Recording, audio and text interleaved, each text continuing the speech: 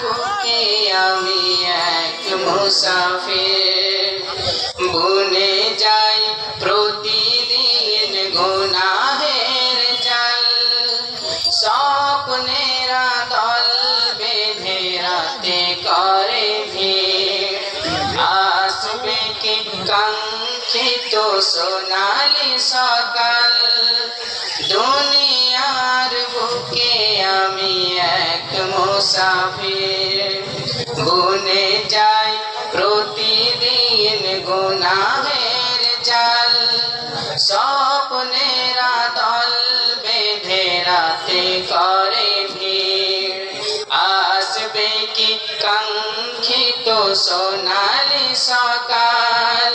হয়ে গেলে পেরেশান ও আমার রহমান, হয়ে গেলে পেরেশান ও আমার রহমান। জিকিরে হতে দিও একাকার আল্লাহ, আমাকে কাছে টানো বারবার। তোমাকে ডাকি যদি একবার আল্লাহ, আমাকে কাছে টানো বারবার। বিরহের ব্যথাগুলো বাড়ে প্রতিদিন, তুমি ছাড়া কে বলো করে দেবে দূর। তোমার দয়া প্রভু জানি সীমাহীন, কলবে দাও জেলে ইমানের নূর।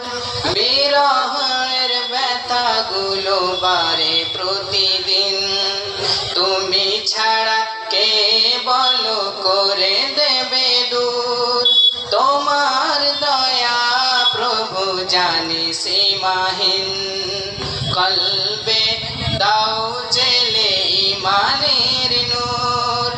বেলা শেষে কেউ নেই সান্ত্বনা তোমাতে, বেলা শেষে কেউ নেই সান্ত্বনা তোমাতে।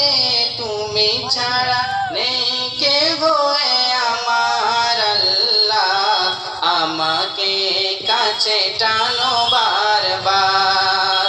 নারে তাকবীর, ডাকি জোরসে আওয়াজ করে বলে নারে তাকবীর, নারে তাকবীর। কাছে টানো বারবার, তোমাকে ডাকি যদি একবার আল্লাহ, আমাকে কাছে টানো বারবার।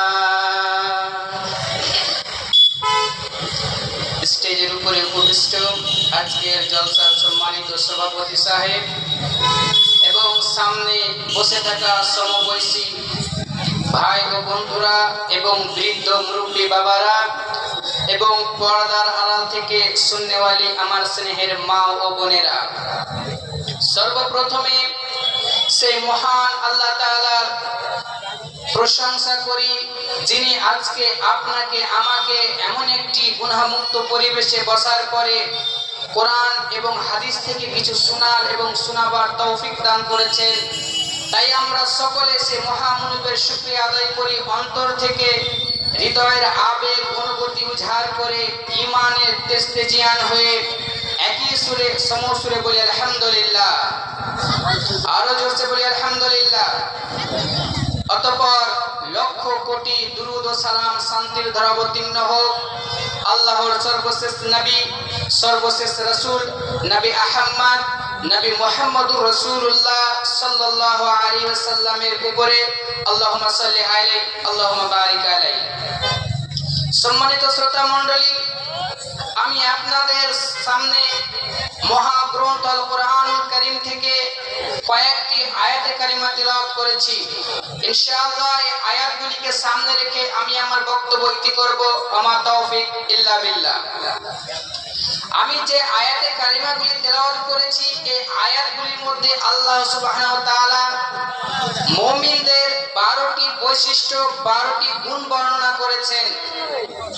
অর্থাৎ আল্লাহ তাআলা এই আয়াতগুলির মধ্যে বলতে চেয়েছেন যে কোন মানুষ যদি নিজেকে প্রকৃত মুমিন বলে দাবি করে, তাহলে তার ভিতরে এই 12টি থাকতে হবে, তাহলে সে প্রকৃত মুমিন হবে। এবং কোনো মানুষের ভিতরে যদি এই 12টি গুণ থাকে, তাহলে এর বিনিময়ে আল্লাহ তাআলা তাকে জান্নাতবাসী করবেন। সে 12টি গুণ কি, আমি আপনাদের সামনে একটা একটা করে আলোচনা করব। তো আমি আমার ভূমিকা লম্বা করব না, কিন্তু বক্তব্য শুরু করার আগে আমি আপনাদের একটা কথা বলতে চাই, যে যেসব ভাইয়েরা, যেসব বাবাজিরা বাজারে ঘোরাফেরা করছেন, আপনারা বাজার ছেড়ে দিয়ে জালসার প্যান্ডেলে এসে বসে যান। যতক্ষণ আপনি প্যান্ডেলের ভিতরে বসে থাকবেন, আপনার দ্বারা নেকি হবে, আপনার দ্বারা গুনাহ হবে না। আর যতক্ষণ আপনি বাজারে ঘোরাফেরা করবেন, আপনার দ্বারা গুনাহ হওয়া সম্ভব, নেকি হওয়া সম্ভব নয়। অতএব আপনি বাজার ছাড়ুন এবং গুনাহমুক্ত পরিবেশে এসে কোরআন এবং হাদিস শ্রবণ করুন। এবার আসেন, আমার বক্তব্যের বিষয় হচ্ছে যে 12টি বৈশিষ্ট্য রয়েছে একজন মুমিনের। অর্থাৎ কেউ যদি নিজেকে মুমিন বলে দাবি করে, তাহলে তাকে এই 12টি বৈশিষ্ট্য অর্জন করতে হবে, তার ভিতরে এই 12টি গুণ অর্জন করতে হবে, তাহলে সে নিজেকে মুমিন বলে দাবি করতে পারবে।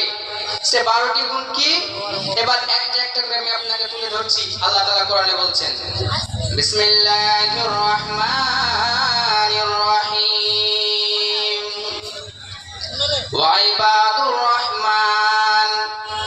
আল্লাহ রাব্বুল আলামিন বলছেন, প্রকৃত রহমানের বান্দা ওরাই, প্রকৃত আল্লাহর বান্দা ওরাই, প্রকৃত মুমিন ওরাই। আল্লাহ তাআলা বলছেন, ওয়াইবাদুর রহমান লিল্লাযীনা ইয়ামশুনা আলাল আরদি হাওনা, যারা জমিনের বুকে, যারা পৃথিবীর বুকে নম্রভাবে চলাফেরা করে, যারা পৃথিবীর বুকে ভদ্রভাবে চলাফেরা করে, যারা পৃথিবীর বুকে বিনয়ের সাথে চলাফেরা করে, যারা পৃথিবীর বুকে কখনো অহংকার দেখিয়ে, তাকাব্বুর দেখিয়ে, ঘামান্ড অ্যাটিটিউড দেখিয়ে পৃথিবীর বুকে চলাফেরা করে না। প্রথম বৈশিষ্ট্য আল্লাহ কি বলছেন, যে প্রকৃত মুমিন তো তারাই যারা পৃথিবীর বুকে নম্রভাবে চলাফেরা করে, ভদ্রভাবে চলাফেরা করে, কখনো তারা অহংকার দেখিয়ে চলাফেরা করে না, কখনোই তারা অ্যাটিটিউড অহংকার দেখিয়ে চলাফেরা করে না। আল্লাহ রাব্বুল আলামিনের নবী বলছেন, এটা হলো হাদিসে কুদসি, আল্লাহ তাআলা বলছেন, আল কিবরিয়াউ রিদাই ওয়াল আজমাতু ইজারি। আল্লাহ রাব্বুল আলামিন বলছেন, অহংকার হলো আমার চাদর, অহংকার হলো আমার চাদর, এবং আজমাত হলো আমার পরনের লুঙ্গি। কেউ যদি দুইটো কিংবা একটাকে ধরে টানে, তাহলে তার থাকার জায়গা জাহান্নাম হবে, আমি তাকে জাহান্নামে দিয়ে দিব। আল্লাহ রাসূল বলছেন, এই কথাটা আল্লাহ তাআলা বলেছেন, যে অহংকার হচ্ছে আমার চাদর, আজমাত হচ্ছে আমার পরনের কাপড়, আমার লুঙ্গি। কেউ এই দুটো জিনিস যদি কেউ টানে, তাহলে তাকে জাহান্নামে দিব। আপনারা হাদিসটি বুঝতে পারলেন না, আমি আপনাকে বোঝাচ্ছি, ভালো করে শুনুন। আগের যুগে হতো রাজা বাদশাদের, তাদের পরনে দামি দামি পোশাক হতো, তাদের মধ্যে একটি চাদর থাকতো, সেই চাদরটা অনেক দাম হতো। সেই চাদরটা তারা ঘাড়ে করে নিয়ে বসে থাকেন, যেরকম ভাবে আপনারা গামছা বা আপনারা কোন রুমাল ঘাড়ে নিয়ে থাকেন। এখন আপনি রাস্তা দিয়ে চলছেন, ওই রাজা বাদশা যদি রাস্তা দিয়ে চলে, আবার কোনো মানুষ তার চাদরটা টেনে নেয়, তাহলে তার কি সাহস হবে তাকে সে ছেড়ে দিবে? ছাড়বে না। তো ওটা হলো একটা সম্মান মর্যাদার জিনিস ছিল, সেই জিনিসটাকে যদি আপনি অসম্মান করেন, তাহলে সে রাজা বাদশা আপনাকে ছাড়বে না। সেই অনুরূপ ভাবে আল্লাহ তাআলা বলছেন যে কিবরি অর্থাৎ অহংকার হচ্ছে আমার চাদর, কেউ যদি আমার চাদর ধরে টানে, তাহলে তার থাকার জায়গা হবে জাহান্নাম।